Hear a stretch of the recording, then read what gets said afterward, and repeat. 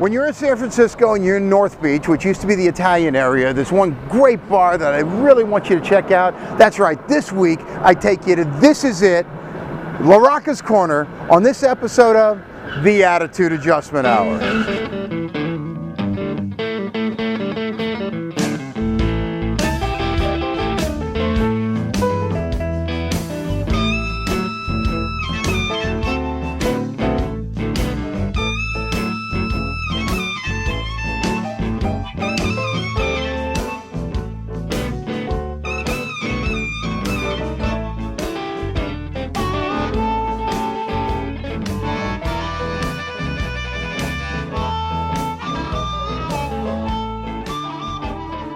Back in the day, San Francisco's North Beach and its Italian community was split into two factions. You had your northern Italians congregated up around Washington Square and Washington Square Park, mostly businessmen, restaurateurs, and the like.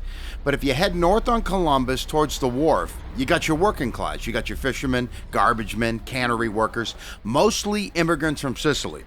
And one family established a bar with a long, interesting history at the corner of Columbus and Chestnut Streets. This is where you're going to find La Rocca's Corner.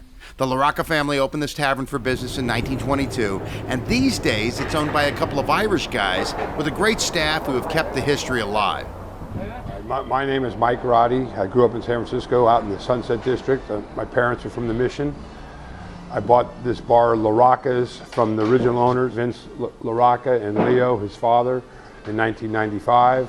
And they owned it continuously since the 20s, the early 20s. It was shut for Prohibition. Kept the name because La Rocca's corner is kind of an institution.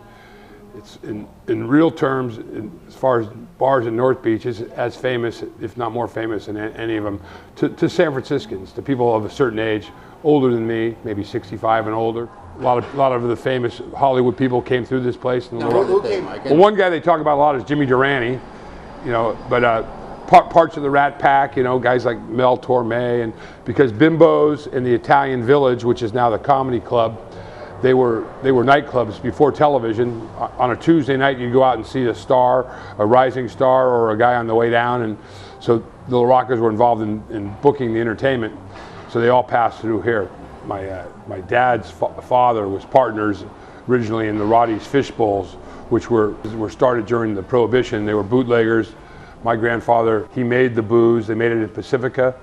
There's a mineral spring, a water spring in Pacifica, and they ferried it up to the Embarcadero. They had a bar originally on the Embarcadero, and as time passed, they had 6 or 7 bars in San Francisco, one in San Jose. My grandfather, he went to jail for having paraphernalia for bootlegging, and when he got released from prison, they had repealed Prohibition, and one of the conditions were that you weren't allowed to work in a bar or have anything to do with a bar. So my grandfather's cousin bought him a ice vending delivery business, that picture on the wall over there. Really? And they invented refrigeration, and Grandpa Mike had hard times in the Mission. At one point, this place, for quite a few years, was the swingingest joint in town, and because Bimbo's had a chorus line, and there was dance girls that hung out at the Italian Club, which is another type of a chorus line, and this is where they kind of met after work, and it was kind of famous. And that's part of the history here. Of course, I bought it and I turned it into a barnyard, but no one gets laid anymore here.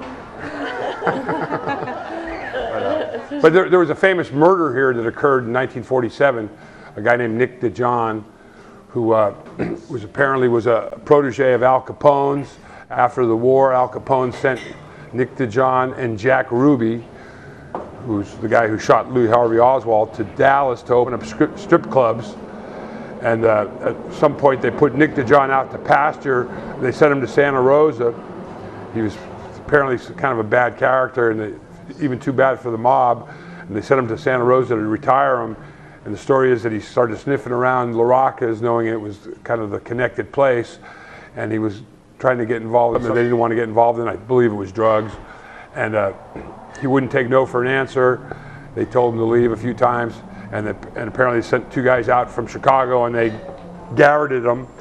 And according to Vince La Rocca, it actually happened in an apartment building across the street. The newspaper said it happened downstairs in the bar.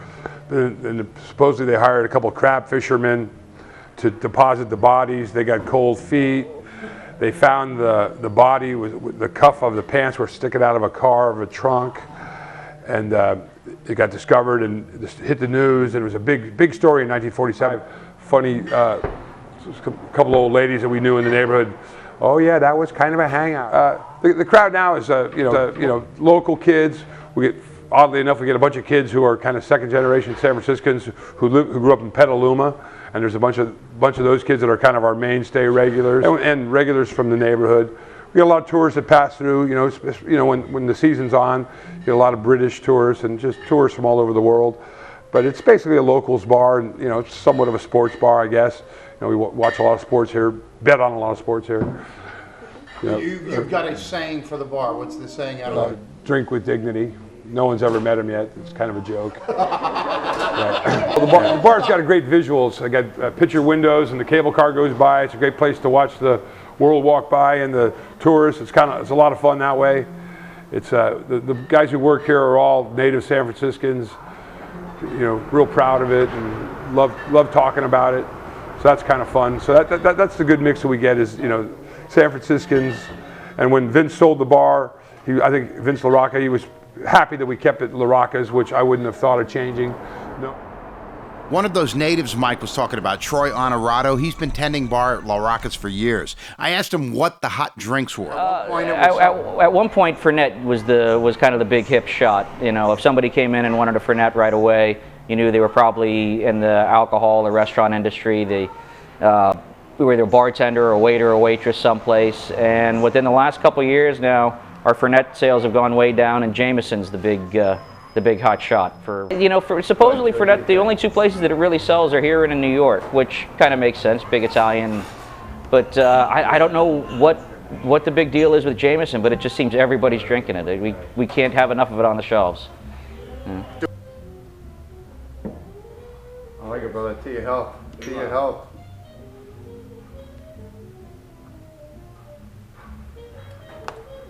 That's not bad, really. Let me taste. That's an acquired taste. There we go. You get the old lady sipping on it. It's good whiskey. It's just... Okay. It's not bad, right? It reminds me of my youth. Wow, you're old. How old are you? Reminds me of your youth. What the hell's wrong with you? Grammar school. So when you're in North Beach, I want you to come a little ways down Columbus from the Chinatown, North Beach, Broadway scene. When you're headed towards Fisherman's Wharf, you can hit La Rocca's Corner. Great staff, good people. They make a nice drink. It's just a local bar that's going to make you feel like you're one of the locals.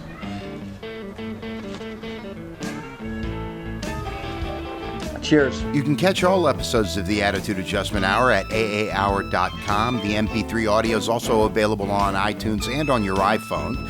Follow me on Twitter. I'm Den Cruz. That's DENCRUZ, all one word. And I love to hear your feedback and your suggestions. Email me at aahour@yahoo.com. Hopefully I've lubricated the thought process for you a little bit. I'm Dennis Cruz, and thanks again for joining me on the Attitude Adjustment Hour.